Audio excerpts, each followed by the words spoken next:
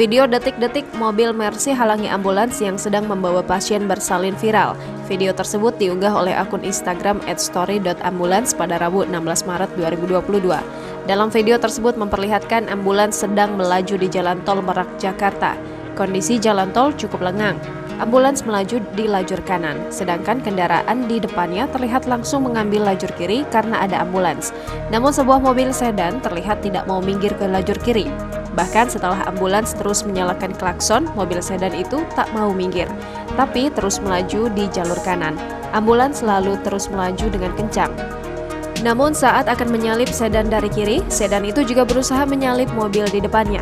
Hingga akhirnya ambulans tersebut menyenggol mobil sedan.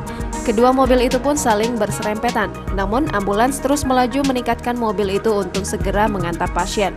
Namun ternyata mobil sedan itu mengejar ambulans sampai rumah sakit. Mercy putih itu pun langsung menghadang ambulans dengan mobilnya. Lalu pemilik mobil langsung turun dan melabrak sopir ambulans. Dari keterangan pengunggah, insiden itu terjadi di Jalan Tol Merak, Jakarta sekitar kilometer 23-22. Tepatnya pada Sabtu 12 Maret 2022 sekitar pukul 2.15 waktu Indonesia Barat.